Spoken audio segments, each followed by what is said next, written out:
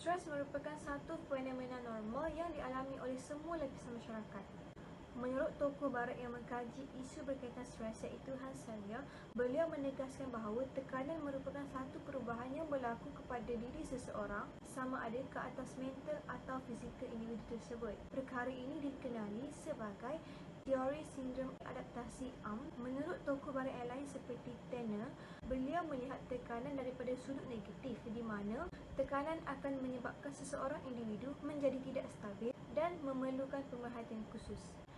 Pekerja sosial pula merupakan individu yang membantu orang yang menghadapi cabaran dan masalah dalam kehidupan mereka. Para pekerja sosial dikenali sebagai ahli terapi kerana mereka membantu klien secara menyeluruh di mana klien-klien akan dibantu dalam mencari intervensi kepada permasalahan mereka. Namun begitu, pekerja sosial tidak terlepas daripada mengalami tekanan. Dalam konteks ini, isu yang diketengahkan adalah tekanan yang dilalui oleh para pekerja sosial di tempat kerja. Seperti yang kita tahu, tekanan di tempat kerja merupakan satu perkara yang normal. Namun, jika tekanan yang berlebihan dan tidak terkawal, ianya akan mempengaruhi individu tersebut ke arah yang negatif. Jadi, tekanan bagi pekerja sosial akan menyebabkan kemerosotan prestasi pekerja sosial itu sendiri serta memberikan kesan negatif kepada organisasi. Tekanan dalam kalangan pekerja sosial dapat dibahagikan kepada dua, iaitu luaran dan dalaman. Semua punca ini akan diterangkan dengan lebih lanjut oleh ahli-ahli kumpulan yang lain. Antara punca luaran yang menyebabkan pekerja sosial mengalami tekanan adalah disebabkan oleh ketiadaan kestabilan dan kejelasan di tempat kerja. Pekerja sosial tidak tahu apakah situasi yang akan mereka hadapi dan masalah apa yang patut diselesaikan pada hari tersebut. Namun begitu, pada masa yang sama ketika melawat klien, mereka telah dipanggil untuk menyelesaikan kes kritikal yang lain.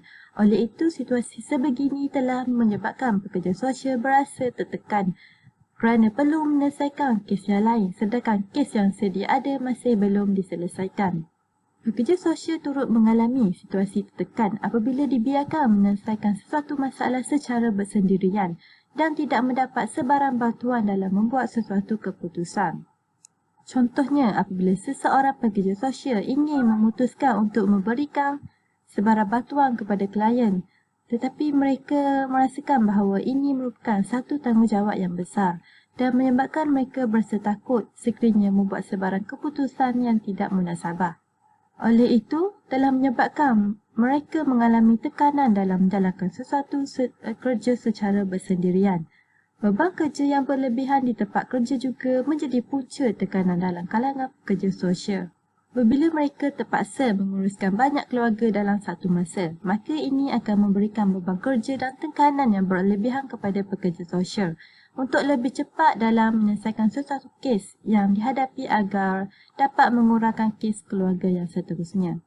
Semasa menyelesaikan kes yang dihadapi oleh sesebuah keluarga, pekerja sosial terpaksa memikirkan tentang bantuan yang akan diberikan kepada keluarga tersebut. Ini menunjukkan bahawa pekerja sosial tertekan kerana tidak mempunyai masa yang mencukupi untuk merancang dan bersedia dengan baik bagi membantu menyelesaikan masalah sesebuah keluarga secara berkesan. Menurut laporan yang ditulis oleh Harun Yahya dalam Berita Harian, menyatakan kesukaran menangani tekanan kerja menjadi punca lebih 20,000 penjawat awam bersara awal pada setiap tahun. Selain itu, tingkah laku negatif penerima perkhidmatan juga menjadi punca luaran kepada tekanan yang dihadapi oleh pekerja sosial. Pekerja sosial akan terdedah dengan ancaman keganasan fizikal daripada klien. Apabila bertemu dengan klien, mereka berkemungkinan terdedah dengan pencerobohan daripada klien itu sendiri atau orang di sekeliling mereka. Sebagai contoh, ketika pekerja sosial melawat kawasan perumahan klien, mereka tidak tahu apa yang akan dihadapi dan tidak tahu sama ada mereka bebas daripada sebarang ancaman. Hal ini kerana kebiasaannya, pekerja sosial juga terpaksa berhadapan dengan klien yang mabuk dan menghadapi gangguan mental. Pekerja sosial juga terpaksa berhadapan dengan keganasan psikologi yang menyebabkan mereka mengalami tekanan yang teruk, seperti penghinaan dan kecaman daripada klien mereka sendiri. Pekerja sosial turut menerima tekanan daripada klien untuk mendapatkan sesuatu. Mereka akan mengugut pekerja sosial agar memberikan sesuatu yang mereka mahu barulah mereka akan memberikan kerjasama dengan baik. Keadaan sebegini akan menyukarkan pekerja sosial untuk tidak tunduk kepada tekanan daripada klien mereka.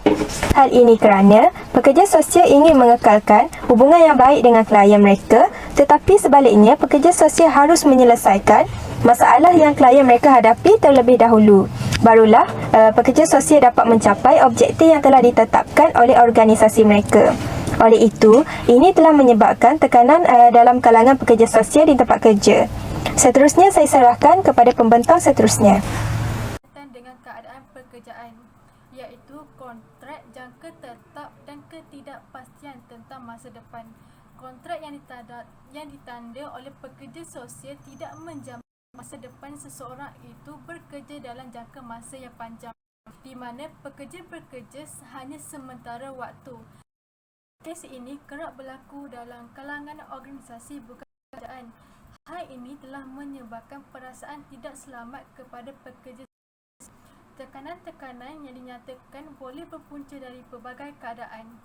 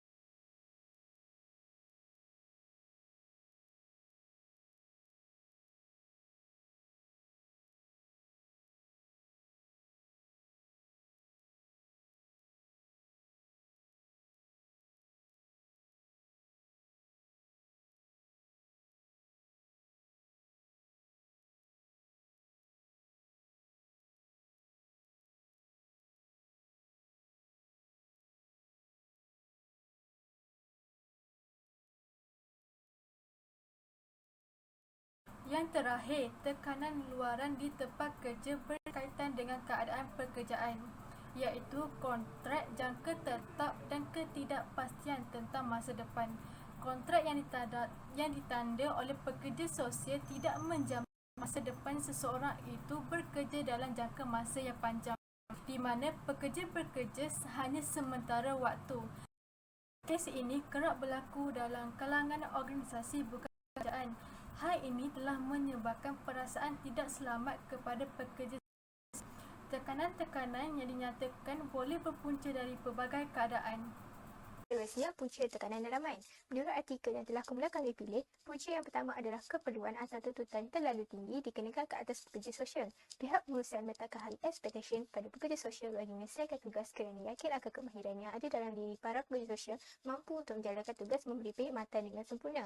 Akan tetapi, pihak pengurusan cuba untuk mengurangkan pekerja sosial dalam satu organisasi itu bagi satu-satu kes saja dan beri tugas tambahan yang lazimnya tiada dalam skop tugas pekerja sosial. Hal ini menyebabkan organisasi kurang sokongan antara satu sama lain dan menghadapi kekurangan masa bagi menyelesaikan semua tugas. Punca yang kedua, mengejar kesempurnaan ketika menyelesaikan masalah penerima perkhidmatan iaitu klien. Para pekerja sosial pasti inginkan hasil kerja dan proses perkhidmatan berjalan sempurna seperti yang dirancang. Namun, masalah kekurangan masa yang mereka hadapi ketika menjalankan tugas menyebabkan fokus kerja mereka terganggu dan mereka akan mudah meragukan kebolehan dan keyakinan diri secara tak langsung memberi kesan negatif pada kesempurnaan yang ingin dicapai ketika berkhidmat. Yang ketiga, ketakutan terhadap kegagalan. Rasa takut yang timbul dalam diri boleh menyebabkan keletihan emosi kerana terlalu risau. Mereka takut tidak dapat memberi yang terbaik ketika bekerja dan ketika memberi perkhidmatan. Mereka juga takut jika prestasi kerja dan imej mereka akan jatuh. Rasa takut yang melampaui inilah yang menjadikan mereka tertekan. Yang terakhir, rasa tanggungjawab yang terlalu tinggi. Setiap pekerja sosial itu pasti mempunyai rasa tanggungjawab dan komitmen yang tinggi terhadap tugas mereka. Namun, rasa tanggungjawab yang terlalu tinggi dalam diri pekerja sosial akan menyebabkan ketegangan dan tekanan kepada mereka kerana mereka akan membawa hal tugas ini sehingga di luar waktu bekerja lalu menyebabkan mereka keletihan. Malangnya, ketiadaan perubahan dan tidak balas positif dari klien boleh cenderung membuatkan pekerja sosial berasa kecewa dengan hasil kerja mereka dan mengakibatkan tekanan. Sebenarnya, dapat kita lihat di sini bahawa tekanan dalam yang dialami oleh para pekerja sosial ketika bekerja bukan datang dari dalam diri mereka sepenuhnya, namun desakan dan tingkah laku pihak satu lagi menyumbang kepada gangguan emosi, mental dan juga perasaan kepada para pekerja sosial dan akhirnya menjadi tekanan dalam diri. Langkah menangani tekanan di tempat kerja. Dalam perkhidmatan pekerjaan mana-mana sekalipun, tekanan di tempat kerja boleh berlaku. Keadaan ini bergantung ke atas diri pekerja sosial tersebut sama ada boleh dikawal atau dibiarkan berterusan dalam tekanan. Jadi, untuk mengurangkan risiko tekanan di tempat kerja ialah pekerja sosial itu perlu berfikiran positif dalam menyelesaikan masalah klien. Hal ini kerana cara kita berfikir amat mempengaruhi kesihatan diri, terutamanya kesihatan mental. Jadi, kita sebagai seseorang pekerja sosial perlu berfikiran positif dengan berani mengambil risiko untuk menguruskan masalah klien tanpa mengikut situasi mudah atau rumit sekalipun bagi menyelesaikan masalah klien tanpa memberikan tekanan. Seterusnya, pekerja sosial itu perlu mengenal potensi diri, membaiki kelemahan diri, tidak mengulangi kesilapan lalu dan mengenal pasti sumber sokongan yang dapat meningkatkan potensi diri. Ini merupakan kaedah yang boleh diberikan oleh pekerja sosial untuk memastikan diri kita sentiasa berfikiran positif. Tambahan pula, kita perlu bergaul dengan rakan kerja yang berfikiran positif dan menerima kritikan yang diberi oleh pihak atasan dengan minda yang terbuka dan membina, bukannya mengambil kritikan tersebut secara negatif. Sebaliknya, daripada kritikan tersebut dapat memberi keuntungan yang lebih baik, iaitu dapat meningkatkan imej dan potensi diri kita sebagai seorang pekerja sosial. Kesannya juga kerja menjadi mudah dan lancar tanpa memberi tekanan semasa berhadapan dengan klien. Jangan pernah menyangka bahawa masalah tidak dapat diselesaikan kerana berfikiran positif sudah pasti dapat membantu dan memastikan pekerja sosial memiliki kesihatan yang baik. Cara untuk mengatasi stres bagi pekerja sosial adalah dengan bersenam dan mengamalkan gaya hidup sihat. Dengan beriadah, ia dapat menjadikan anggota badan lebih rileks dan tenang. Selain itu, ia juga dapat memastikan kesihatan tubuh badan serta mental dalam keadaan baik dan terjaga. Selain itu, ia juga mampu mewujudkan emosi yang positif kepada dalaman diri sendiri sekaligus tekanan yang dialami dapat dikurangkan. Umum mengetahui bahawa dengan bersukan dan mengamalkan gaya hidup yang sihat dapat memberi pelbagai manfaat yang baik kepada kita semua. Oleh itu, bersenamlah secara santai tapi konsisten. Hal ini adalah demi mengurangkan tekanan yang dihadapi serta mengurangkan kelesuan yang kita semua alami. Langkah untuk mengatasi stres yang seterusnya adalah dengan membuat jadual kerja. Jadual kerja ini boleh dilakukan dengan mengasingkan tugasan mengikut keperluan ataupun tarikh yang perlu dihantar. Jadual kerja ini membantu pekerja untuk mengasingkan keperluan hidup, keperluan peribadi juga tanggungjawab mereka dengan sistematik. Yang kedua adalah dengan membuat teknik relaksasi. Pekerja boleh melakukan aktiviti yang membantu proses untuk bertenang iaitu seperti yoga, tai chi dan juga bernafas dengan betul. Teknik ini juga membantu tubuh untuk bertenang dan merendahkan tekanan darah serta kadar degupan jantung. Teknik ini juga dilakukan oleh pesakit mental untuk menenangkan diri mereka. Yang terakhir ialah dengan mengelakkan multitasking. Teknik ini bertujuan untuk membantu pekerja mengelakkan diri daripada tekanan dengan tugasan yang banyak dalam sesuatu masa. Ini kerana tahap ketetapan dan kelajuan dalam membuat sesuatu kerja boleh terjejas jika dibuat dalam satu tempoh yang lama.